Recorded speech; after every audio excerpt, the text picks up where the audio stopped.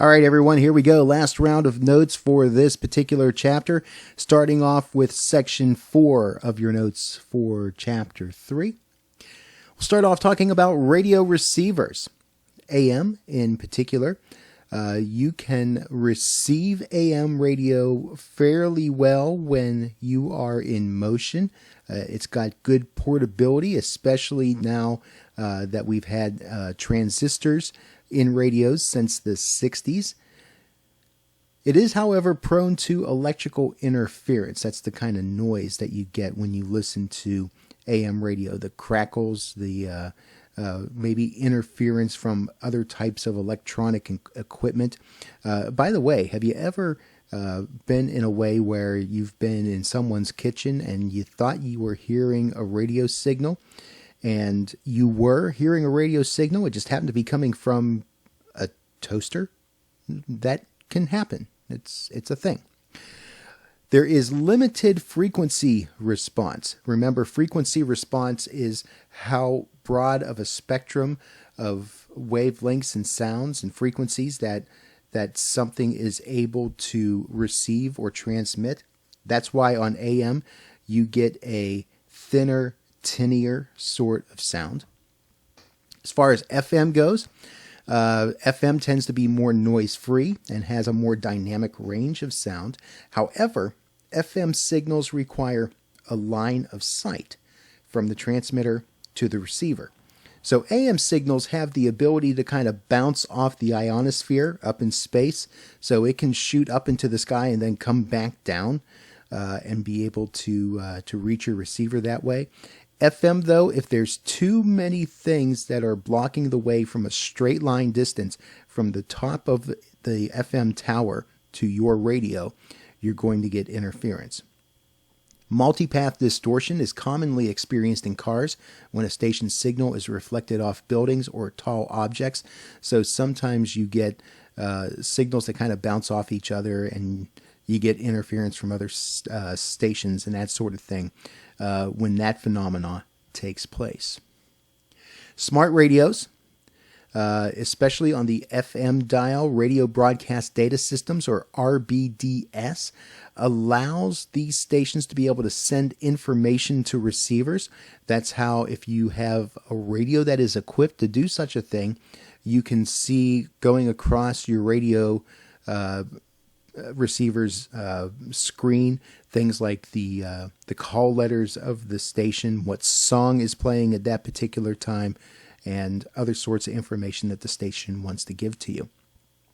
Satellite radios can show various sorts of information and can also allow pause, rewind, and replay of content. A lot of times you'll be able to maybe see like a cover of an album of an artist and be able to get song information and that sort of thing when you're listening to a satellite radio.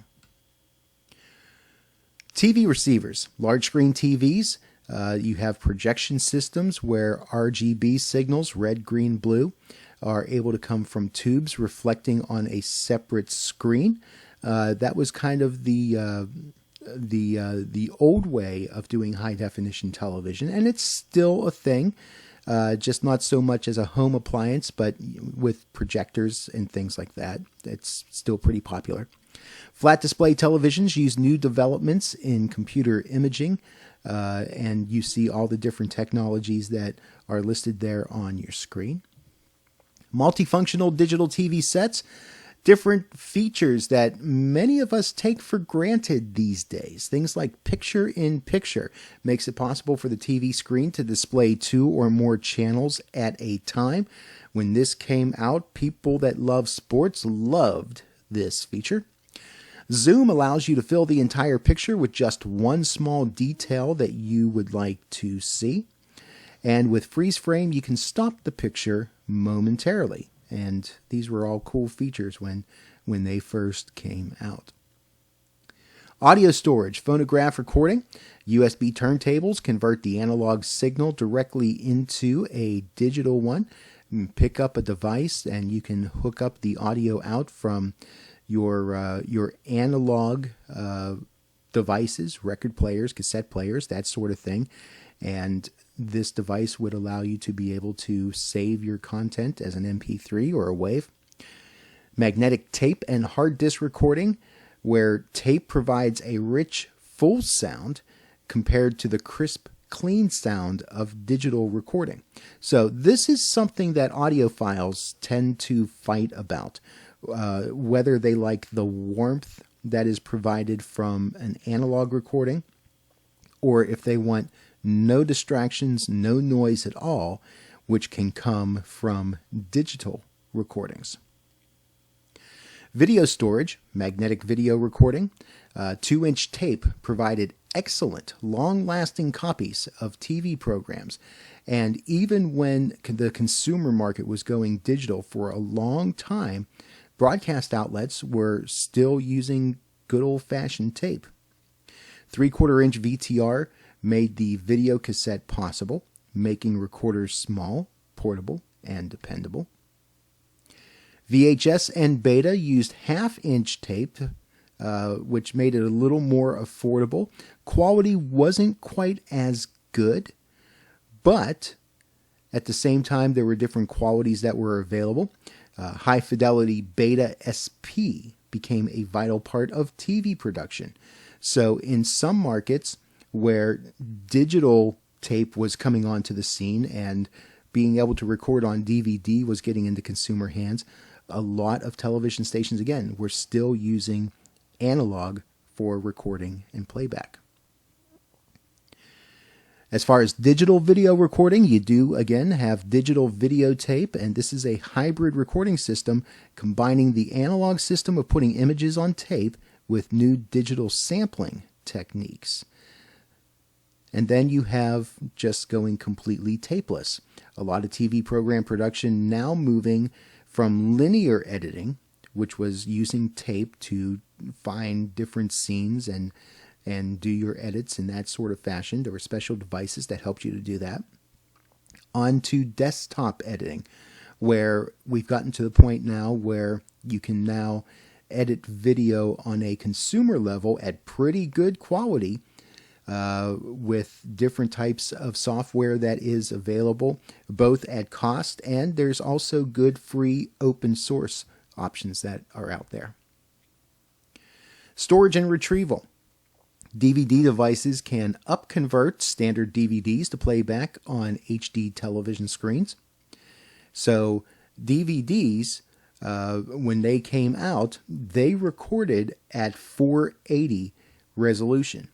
But they have the ability to be able to upconvert that to a more high definition resolution, usually around 720. DVRs, a computer that contains data about what TV shows are on and when. So you've got your TV guide feature that you have if you have a DVR. That makes that possible. Providing instant recording and playback of programming content, and what every television lover just loves is the ability to skip commercials, much to the chagrin of advertisers. We're going to hear that debate throughout the semester and throughout many of your classes in broadcasting. What the listening public wants versus what the advertiser wants, which is the eyeballs and the earlobes of the watcher and the listener.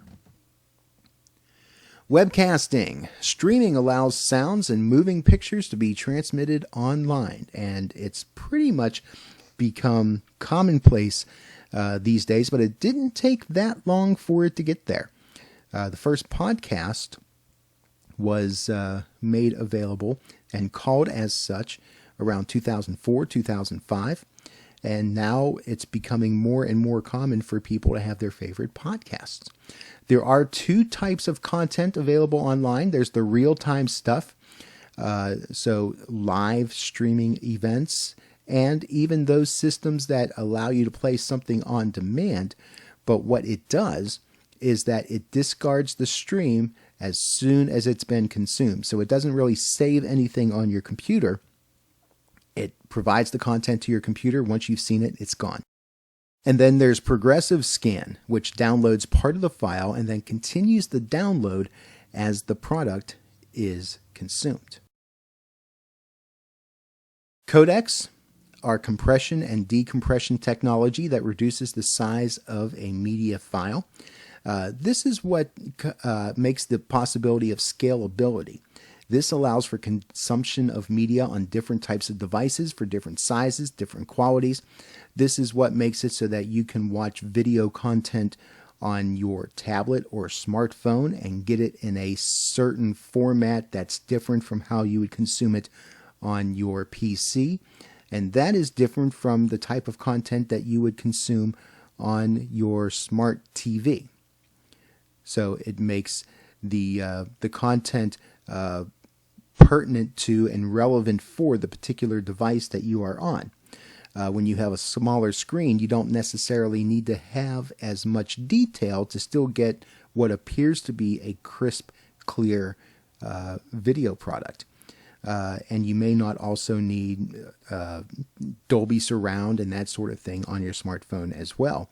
So depending on the type of device you are watching and the demand for how clear you want that product to be, computers, devices, the internet, the connectivity is able to scale that to meet the particular needs of that moment. So there you go. There's the notes for Chapter 3. Make sure you finish up the study questions, submit the notes and study questions to me before the due date, and also make sure you check out the discussion board for this chapter on Blackboard. Participate, give your thoughts and your comments. And as always, be monitoring Cougar Mail and Blackboard for the latest and greatest and the not so latest and not so greatest, any changes that may be coming our way. Thanks for checking out Chapter 3, and as always, reach out to me with any questions or concerns. Catch you next time.